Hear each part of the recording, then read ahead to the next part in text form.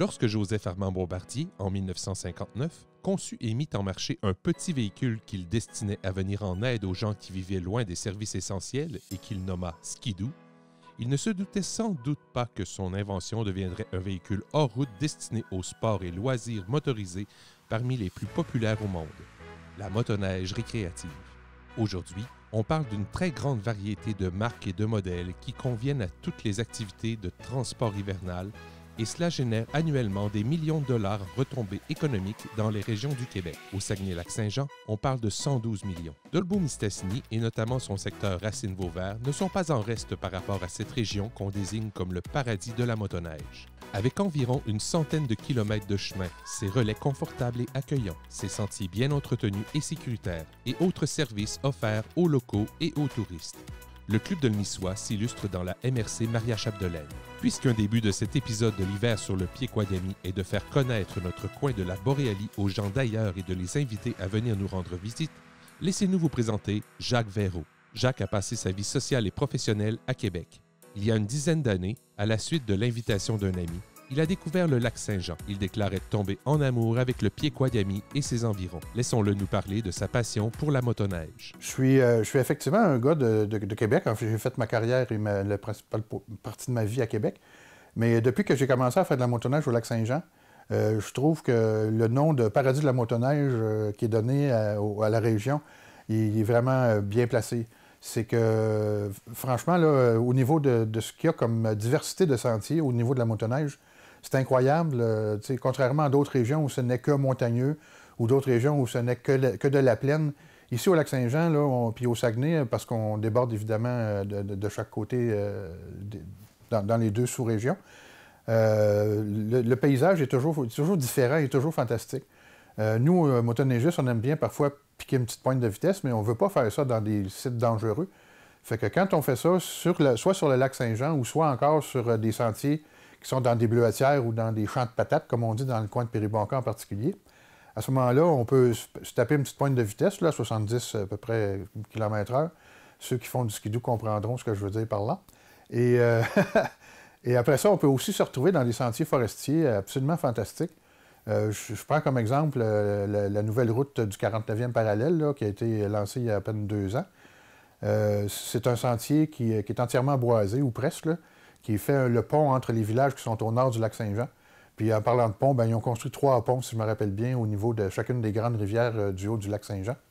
Alors tout ça, ça nous procure des paysages exceptionnels, puis ça nous procure aussi des conditions de sentier qui sont aussi exceptionnelles. Il faut dire que dans la région du lac Saint-Jean, il y a beaucoup de membres, il y a beaucoup de gens qui ont des motoneiges. En fait, je pense que la plupart des personnes qui habitent à proximité des sentiers ou dans les régions un petit peu forestières, ils ont chacun leur motoneige. Ce qui fait en sorte que les clubs sont aptes à les entretenir comme il faut. À Québec, c'est plus difficile, même s'il y a plus de motoneigistes, il y a beaucoup plus d'achalandage, puis les sentiers sont souvent en mauvaise condition. Alors ici, c'est merveilleux pour ça. Les sentiers sont pratiquement toujours en excellentes conditions. Les sentiers au nord du lac Saint-Jean sont exceptionnels. Dans la région de Dolbeau-Mistassini, évidemment, on trouve un paquet de services là, qui sont à notre disposition. Il y a de la location de chalets, comme ici au centre touristique Vauvert. Il y a aussi des chalets qu'on peut louer à des particuliers, puis il y en a plusieurs, en effet. Après ça, il y a des hôtels, motels qui sont très fréquentés. Puis ce qu'il y a de merveilleux, c'est que tous les sites publics là, dont on a besoin pour faire notre activité, comme, je sais pas, moi, justement, un motel, un restaurant ou n'importe quoi, sont toujours accessibles par la motoneige directement, sans devoir passer par la remorque ou quoi que ce soit. Alors moi, ce qui fait que j'ai ma place de prédilection pour faire de la motoneige, c'est Dolbeau-Mistassini, c'est Vauvert. Et c'est pour ça que depuis une dizaine d'années, je fais ma motoneige seulement ici, en réalité. Ça, c'est un petit peu une aventure en réalité, mais ça se fait. Ça se fait même facilement à l'occasion de la traversée du lac Saint-Jean en fat bike, là, en vélo de montagne surdimensionné. C'est devenu une activité annuelle. Faire le tour du lac Saint-Jean, mettons, en partant de Péribonka et se rendre à Roberval, ça prend à peu près 1h30 à 2 heures de motoneige selon les conditions de sentier. Si on le fait en traversant le lac Saint-Jean directement de Péribonka à Roberval, je pense au village sur glace de Roberval en particulier parce que c'est là qu'on arrive, le sentier qui est tracé pour faire le vélo, on peut l'utiliser avant la course. Et d'ailleurs, les gens qui s'occupent de l'entretien du sentier aiment qu'on fasse ça parce que ça dame le sentier encore mieux. Et puis, bien, après ça, bien, il reste quelques jours, ou peut-être voire une semaine ou deux, là, où on peut encore emprunter le sentier. C'est bien parce qu'il est balisé. Mais si on veut traverser le lac Saint-Jean sans connaissance, là, sans point de repère, sans rien, c'est pas recommandé. Parce que c'est à un moment donné, tu te ramasses puis tu ne sais plus du tout où tu es rendu, tu ne sais plus quel bord prendre, à moins que tu aies des GPS ou des choses comme ça. Mais quand c'est balisé pour la course, c'est très facile à utiliser. Puis ça prend 35 minutes au lieu d'une heure et demie.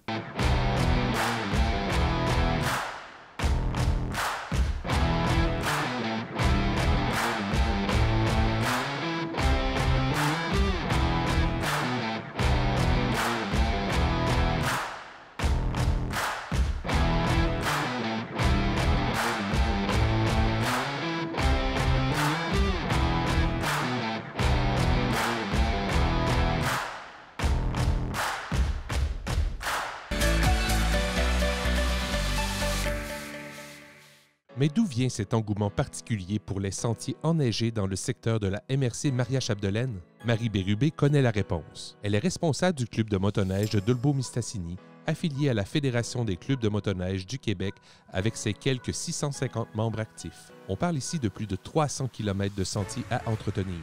On parle aussi d'un territoire immense dont les attraits principaux sont des paysages forestiers enneigés grandioses, des sentiers sécuritaires, des relais accueillants, d'entraide et de solidarité entre les motoneigistes, et à un accès nordique avec la renommée passerelle du 49e parallèle. Il y a aussi les 3 surfaceuses à plein temps et plus de 50 propriétaires fonciers que Mme Bérubé et son équipe gèrent de main de maître. Club de motoneige de Dolbeau-Mistassini, on couvre un grand secteur. On couvre du côté de Dolbeau. J'ai une surfaceuse qui est là, qui couvre Dolbeau, puis on va rejoindre Saint-Méthode, Saint-Félicien, après ça, Albanel.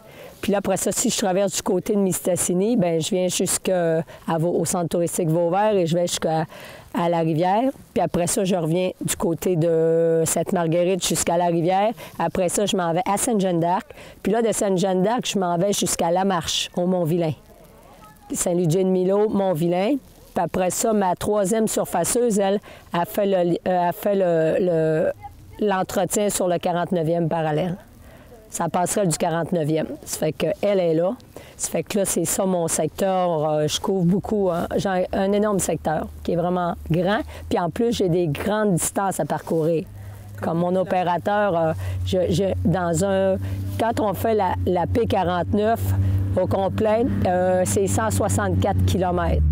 164 km, vous pensez en surfaceuse, c'est beaucoup d'heures, parce que ça va pas vite. Puis après ça, quand je fais la marche puis tout ça, je vire en entour de 144 km. Fait que ça fait beaucoup de kilomètres. Puis ça, bien, ils sont partis pendant des 15 heures et plus, là. Ça fait que c'est ça mon territoire. L'organisation, nous, notre travail, c'est de travailler pour offrir des beaux sentiers. Puis on essaie toujours de passer plus en forêt parce que le cachet est beaucoup plus beau. Mais c'est sûr que, puis moi, je passe sur à peu près pratiquement 50 propriétaires fonciers. Ça fait que ça, tous les ans, c'est un renouvellement. Mais moi, je peux dire, en ce qui consiste, nos propriétaires fonciers, on a beaucoup la crème, je pense que c'est vraiment la crème qu'on a parce qu'ils sont vraiment gentils, puis ils nous accordent un oui, puis ils sont bien contents avec ça. Ça fait que ça, pour moi, c'est un plus, parce que sinon, quand il faut changer, on a déjà eu des problématiques, il fallait changer, c'est plus compliqué tout ça. Être membre, c'est un avantage, parce que là, tu as ton droit d'accès, puis tu peux parcourir la province au complet.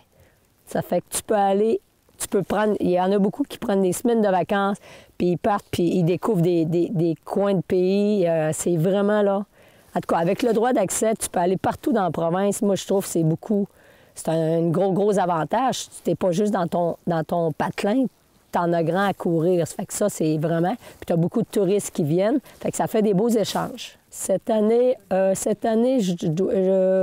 je vire en entour de 640, quelque chose de même, là. 50, là. Dernièrement, je ne suis pas allée voir, mais je sais que je vire en entour. L'année passée, j'en avais 676. Nous, pour les traverses de cours d'eau, on a 3 rivières qui sont balisées. Les cours d'eau, c'est toujours dangereux, ça fait qu'on s'en tient à baliser comme il faut pour que les motoneigistes qui arrivent là, ils voient les poteaux rouges, bien, ils savent que c'est sécurisé. Côté vitesse, nous, c'est plus le patrouilleur, l'agent de surveillance de sentier, lui va s'occuper pour le droit d'accès, si les gens y ont leur casque, leur papier, le miroir, etc., toutes ces bebelles-là là, pour être en loi. Côté vitesse, c'est plus... Nous autres, on va faire des avertissements, on a de la signalisation, mais c'est plus du côté de la SQ qu'eux autres, ils font du radar. Ça fait que c'est plus leur job à eux autres d'attraper les gens. Nous, on peut dire à quelqu'un de ralentir puis de faire attention, mais on ne peut pas faire plus. On n'a pas de pouvoir plus que ça. Bien, l'accueil, parce que là, on a fait... cette année, on est allé faire encore 2 salons, Québec et Montréal, puis on rencontre beaucoup de gens, beaucoup de motoneigistes, tout ça. Puis l'accueil, la région, l'accueil, on l'a. Parce qu'ils disent que les gens on est accueillants, puis après ça...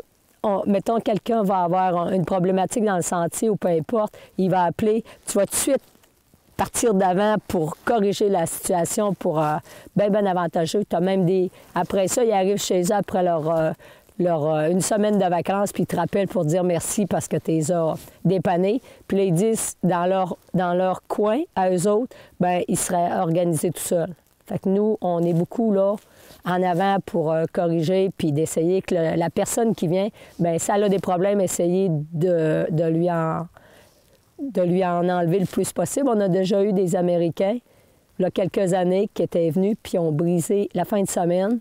Puis là, ils ne pouvaient plus. Puis là, bien, sa gang avait peur de manquer la randonnée parce que là, il était ici à Mistassini, puis il fallait qu'il retourne du côté de Québec pour s'en aller à New York. Fait que là, ce qu'on a fait, j'ai trouvé quelqu'un qui a pris sa motoneige, il l'a embarqué dans un camion, puis il est allé y mener à Québec. Ça fait que là, la gang, eux autres, ils ont été capables de continuer la raille en motoneige, puis lui, bien, il s'est organisé, ça fait réparer là-bas. Fait que c'est tous des exemples de même. Ça a l'air banal, mais pour la personne à qui tu lui fais, bien, ça vaut bien, ça vaut son pesant d'or. Côté restaurant, là, je sais que là, on a une table de relais pour essayer. Il y a une problématique parce que les relais, les plaintes sont... Les heures d'ouverture, c'est pas assez long. Puis en tout cas, il y a une problématique, il y a un manque de personnel aussi. Ça fait que là, c'est ça. On a une table puis on travaille là-dessus pour que les gens... Au moins, si jamais, essayez tout le temps d'en avoir... là, je pense qu'on va en avoir à peu près un 4, en tout cas en principe, qui vont être 6 jours sur 7. Puis les autres, bien, ils vont s'ajouter, mais ça n'enlève rien à personne. Puis on veut faire aussi des affiches. Le parc va faire des affiches pour indiquer là, quel endroit c'est ouvert. Puis l'autre endroit, bien, ça te situe dans le sentier pour dire, bien, on va aller dîner là. Puis ça, lui, sa place là, cet endroit-là est fermé, ça fait qu'on va aller là. Fait que je trouve que ça enlève rien à personne, puis ça fait que c'est super pour l'entendre. Puis pour les motoneigistes, c'est un plus, parce que ça, c'est un irritant pour les motoneigistes. Côté Vauvert, nous autres, on les a toujours surfacés. Centre touristique, c'est sûr que c'est un bel endroit sur le bord du lac. C'est sûr que, puis quand tu es à l'intérieur, c'est tout ça. C'est sûr que le cachet du centre touristique Vauvert, c'est super. En plus, ils ont leur location de chalet. Ça fait que c'est tout ça qui fait que, en tout cas, moi, le centre touristique Vauvert, je trouverais ça bien triste si jamais il fermerait parce que je trouve que c'est quelque chose là, qui est super. Là. Au centre touristique Vauvert, d'habitude, les autos se stationnent dans le stationnement auto. Puis les motoneiges, on a un stationnement exprès pour juste les motoneiges. On est tous ensemble. La plupart du temps, dans les relais, on est pas mal situés. Les autos sont ensemble, puis les motoneiges sont ensemble. Fait que c'est un plus, ça. Pour les non-initiés, pour se rendre au relais de Vauvert, bien, premièrement, tu regardes, il y a des cartes. Il y a une carte papier puis une carte interactive. Maintenant, avec les téléphones, tu es tout capable de suivre. Puis pour quelqu'un qui, ça dépasse, il part de où?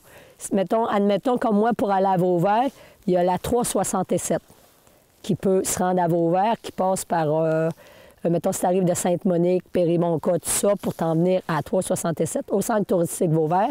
Tu peux y aller aussi par la 93, soit du côté de Dolbeau, Mistassini, Sainte-Jeanne-d'Arc, etc. Puis après ça, tu retombes sur la 367 pour se rendre à Vauvert. Fait que Vauvert, il y a plein de possibilités pour s'y rendre. Il y a au moins 3 vraiment sentiers qui se rendent vraiment là. La passerelle du 49e parallèle est un incontournable pour qui veut découvrir toute la splendeur du nord boréal. Elle est aussi un équipement infrastructurel qui constitue une véritable mine d'or pour l'industrie touristique de la région. Elle constitue un accès privilégié pour tout le monde de la motoneige. Dominique Gobeil, directeur général du Parc régional des Grandes Rivières, l'organisme initiateur et promoteur de la passerelle, nous décrit et nous parle de ses qualités et de ses avantages. Mario Fortin, maire de la municipalité de Normandin, pour sa part, nous fait part d'un enjeu majeur comme moteur économique et touristique pour les municipalités concernées. Le Parc régional des Grandes Rivières du Lac-Saint-Jean est l'organisation promotrice de la passerelle du 49e, qui est un circuit touristique pour véhicules hors route, donc 2 saisons, été-automne pour le quad et l'hiver exclusif aux motoneigistes. Donc un circuit de 236 km de la rivière Achouat-Mouchouane jusqu'à la rivière Péribonka. Et c'est vraiment un circuit qui est en arrière-pays, qui met de l'avant les paysages de la forêt boréale, les grandes rivières qui prennent leur source dans la baie James, qui se jettent dans le lac Saint-Jean. Alors, c'est vraiment des grandes rivières. C'est 7 passerelles qui sont enjambées comme ça pour plus de sécurité, une plus longue saison motoneige également, et aussi des bretelles de raccordement aux différents relais, mais aussi aux différents milieux villageois, aux municipalités, donc Saint-Augustin, Notre-Dame-de-Lorette, Girardville, Normandin, Saint-Edmond-les-Plaines, Saint-Augustin, Péribonka, Sainte-Jeanne-d'Arc, etc. Alors, c'est vraiment une économie touristique hivernale qui se positionne ici sur le territoire de la MRC de Maria-Chapdelaine avec le circuit de la passerelle du 49e, un circuit motoneige fédéré. Alors, c'est un grand succès. Puis, ce qui fait l'intérêt de ce circuit-là, évidemment, c'est la présence de passerelles, mais aussi la mise en valeur de ces fameux paysages qui sont typiques du nord du lac Saint-Jean. L'importance de la passerelle du 49e pour les municipalités, on les voit de plus en plus. On est dans notre 3e saison d'ouverture et on voit dans chacune des municipalités les retombées économiques de la passerelle. Nous, à Normandin, on a le site touristique Chutalour, 3e année, ouverture l'hiver. Et cette année, on voit des retombées directes, plus d'achalandage. Alors, c'est un peu partout sur le territoire.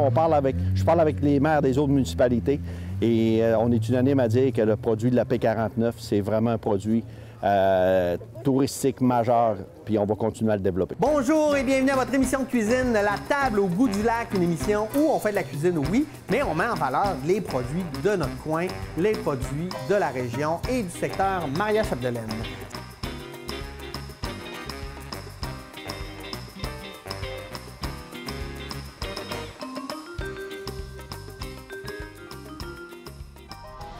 Produit par la Télédio du Lac et diffusé à MaTV Saguenay-Lac-Saint-Jean.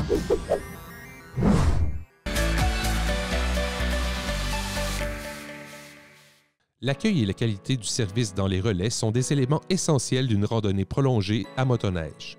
Souvent, par grand vent et grand froid, il convient de trouver la chaleur, le repos et de quoi se sustenter. Le relais de Vauvert, sur les bords du lac Saint-Jean, en est un des plus appréciés pour sa convivialité. De plus, il offre une vue spectaculaire sur l'immensité du Grand Lac. Kenneth Sliger l'apprécie autant comme résident du secteur que randonneur à motoneige. La qualité du service au relais de Vauvert, j'ai toujours trouvé que c'était un excellent service, d'autant plus que ma fille a déjà travaillé ici, donc c'est sûr qu'il y a un petit parti pris. Mais en tant que résident de Vauvert, c'est certain que pour nous autres, c'est un plus. Quand on n'a pas tout le temps de se faire un petit souper et qu'on arrive de motoneige, bien, c'est sûr, c'est la place excellente pour ça. Puis à la place de faire 20 minutes, une demi-heure de route, bien, on a juste à faire 2-3 minutes puis on est rendu. Donc, pour nous autres, pour moi, en tout cas, c'est excellent. Le personnel est super sympathique ici au relais touristique de Vauvert. C'est sûr que c'est pas un 5 étoiles, là, mais mettons que pour venir se remplir le bedon, là, c'est la bonne place. C'est un très bel environnement ici. En tout cas, moi, je me lasse pas de regarder le paysage. Des fois, c'est le soleil, des fois, c'est une tempête. Puis quand par temps clair, on est capable de voir l'autre bord du lac, on est capable de voir Chambord, Normique-Chambord, Roberval. Donc, moi, je trouve que c'est la plus belle place, c'est ici au lac. Le stationnement, c'est super parce que tu as une place seulement pour les voitures, puis après ça, tu as une place dédiée au motoneige qui est tout de suite à côté du restaurant. Donc, moi, je trouve ça super. Bien, c'est sûr que la semaine, c'est excellent. Les fins de semaine, quand il y a beaucoup de trafic, c'est sûr que les trails en mangent un coup. Sauf que Je vois quand même assez souvent la surfaceuse passer, donc ils viennent quand même assez souvent ici parce qu'ils savent qu'il y a beaucoup de personnes qui viennent ici, donc je vous dirais vite de même, c'est très bien entretenu. Bien, moi, je concentre beaucoup la motoneige dans le coin ici, là. Ça fait que malaisé pour moi de vous dire les autres relais commencés, là, mais je peux pas vous dire, je concentre ma motoneige vraiment dans le secteur ici. Moi, c'est vraiment la motoneige, c'est un aspect utilitaire. Donc, je fais du mon bois de poêle avec ça, je gratte, je vais au chalet à mes parents. Mais je dirais plus famille. Je ne guide pas en faire tout seul. Je vais explorer, je vais à mes tours de chasse, je vais à la pêche l'hiver aussi. C'est le paysage, puis comme je disais, l'aspect utilitaire. Là, quand je veux me construire une tour dans le bois, bien, c'est toujours plus facile de monter les matériaux l'hiver. Donc, c'est vraiment l'aspect utilitaire, puis l'aspect que l'hiver, tu vas à des endroits que l'été, c'est quasiment inaccessible. Puis en motoneige, c'est beaucoup plus facile d'y aller. Malgré le fait que les manufacturiers construisent encore des bombes, je te dirais que c'est mieux qu'avant. Il y a plus de patrouilleurs. Les policiers, maintenant, depuis au moins 10 ans, ils ont des motoneiges à eux. Donc, il y a une présence plus accrue. Puis ça, je trouve ça super correct. Et c'est ici qui est la plus belle place. Moi, je le conseille, puis j'invite tout le monde à venir faire un petit détour au centre touristique. L'été, c'est formidable, puis l'hiver, là, c'est encore, pour moi, c'est encore plus beau. Tout au long de cet épisode, les mots sécurité, prudence, respect des lois et règlements, ainsi que courtoisie sont revenus de façon récurrente. Une partie de la tâche que ces obligations génèrent, celle des sanctions légales, revient aux agents de la Sûreté du Québec. L'autre partie, soit les règles particulières du club de motoneige, est dévolue aux patrouilleurs formés et accrédités selon les normes de la FCMQ. Denis Simard est un de ceux qui sillonnent les sentiers pour voir à conserver l'ordre et le respect des bonnes manières de faire. Mais en réalité, c'est qu'on applique les lois du véhicule hors route du Québec. Donc, chaque utilisateur doit porter un casque. OK? Ensuite de ça, respecter la signalisation, respecter la vitesse, puis d'avoir un véhicule qui est conforme au sentier pour l'utilisation dans les sentiers fédérés. C'est-à-dire d'avoir une motoneige qui est en état de circuler avec les éclairages requis, miroir de côté gauche, immatriculation, papier d'assurance, et ainsi de suite. Si on va avec les passagers, il faut respecter le nombre de passagers autorisés sur la motoneige. Il y a certaines motoneiges où on peut embarquer seulement une seule personne, d'autres 2. Même parfois, il y a des motoneiges qui peuvent permettre jusqu'à 3 personnes. Ce qu'on voit souvent avec les familles, c'est qu'on voit aussi ce qu'on appelle communément des barlots, c'est-à-dire des traînes pour les enfants derrière. Encore une fois, il y a une réglementation qui est très claire dans la loi des véhicules hors route, c'est-à-dire d'avoir une remorque qui est attachée avec une attelage fixe, avec éclairage et réflecteur de côté, feu de freinage à l'arrière, et bien sûr, les passagers de la traîne pour les enfants doivent porter aussi un casque de sécurité. En général, c'est les points majeurs, puis toujours respecter la loi générale, c'est-à-dire permis de conduire, l'alcool, ces choses-là, limite de vitesse qu'on va mentionner tout à l'heure. Bien sûr, ce qu'on voit souvent, puis ce qu'on entend surtout, ce sont les fameuses silencieux modifiés, appelés communément les pipes. C'est totalement proscrit sur les motoneiges. Même en sentier hors route, normalement, une motoneige ne peut pas être modifiée selon la loi des véhicules hors route. Maintenant, la loi telle qu'elle est faite, les concessionnaires ou, je dirais plutôt, les détaillants peuvent vendre ce produit, mais légalement, c'est illégal de l'utiliser en sentier et même en hors route normalement. Ce qu'on voit souvent, en tout cas, ce que j'ai constaté souvent en sentier, c'est qu'on voit des personnes qui promènent des enfants avec assez à l'avant, ce qui est totalement interdit. Puis il y a une raison un peu sécurité de ce côté-là, c'est que si vous asseyez votre enfant devant vous lors de la conduite de la motoneige, bien, il est un peu considéré comme votre coussin gonflable en cas d'accident. Donc, qu'est-ce qui va arriver, c'est que l'enfant va être coincé entre votre corps et la motoneige. Donc, l'enfant peut avoir des blessures très graves, va porter jusqu'au même au décès. Donc, ce qui est recommandé et obligatoire de faire, c'est d'asseoir l'enfant derrière vous, sur la banquette arrière. Mais les choses importantes pour les enfants, il faut que les pieds touchent au marchepied de la motoneige. Sinon, ils ne sont pas en état de pouvoir tenir la stabilité sur la motoneige. Donc, ça fait partie aussi de la réglementation. Bien, pour le club de Dolbeau-Mistassini, le club de motoneige de Dolbeau-Mistassini que je représente, on a environ, je vous dirais, entre 225 et 230 km. Ça varie un peu d'année en année, tout dépendamment des droits de passage qui nous sont offerts généreusement par les propriétaires de l'eau privée. Donc, pour la ville de Dolo-Mistassini, ici, pour le club, on part de la route Pronovo, côté Albanel, aller jusqu'au secteur Vauvert, qui va jusqu'à la limite de Vauvert, rivière Petite Péribonka, pour traverser vers Péribonka. On s'en va ensuite de ça jusqu'à Saint-Augustin, où là, on va rejoindre le club de Saint-Augustin. Ensuite de ça, on passe aussi par la nouvelle passerelle qui est conjointement été mise en place par la MRC. Donc, ce qu'ils appelle la passerelle du 49e parallèle, qui part du secteur nord, normandin, tout ça, aller jusqu'à secteur Dolmilo, qui va éventuellement rejoindre la Brègue et les Monts-Valin. Donc ça aussi, ça fait partie de notre secteur. Normalement, les sentiers sont toujours préparés, mis en état pour les week-ends, parce qu'on sait très bien que la grosse majorité des usagers l'utilisent le week-end. Maintenant, tout va aussi selon la température. Si c'est trop doux, on ne peut pas vraiment entretenir, sinon on brise les sentiers. Nous, nos pouvoirs se limitent à l'application des lois en sentier. Okay? Il y a deux niveaux. Pour la fédération, il y a deux niveaux de patrouilleurs. Il y a les patrouilleurs de club, des agents de surveillance de club, dont moi je fais partie pour le club de Dolo-Mistassini. Chaque club a ses propres patrouilleurs, mais on fait tous partie de la même réglementation. Ensuite, la fédération a son propre groupe aussi d'agents de surveillance qui, eux, ont un peu plus de droits que les patrouilleurs de club et qui, eux aussi, appliquent les mêmes lois toujours.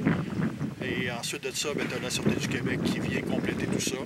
Donc, nous, s'il y a des cas où, exemple, des cas de boissons, nous, on ne peut pas intervenir vraiment sur ces cas-là, donc il faut faire appel aux policiers. Pour la fédération, pour avoir soit les changements, la réglementation, la loi, les tarifs, les choses comme ça, mais c'est sur le site directement de la FCMQ, la Fédération québécoise des clubs motoneige.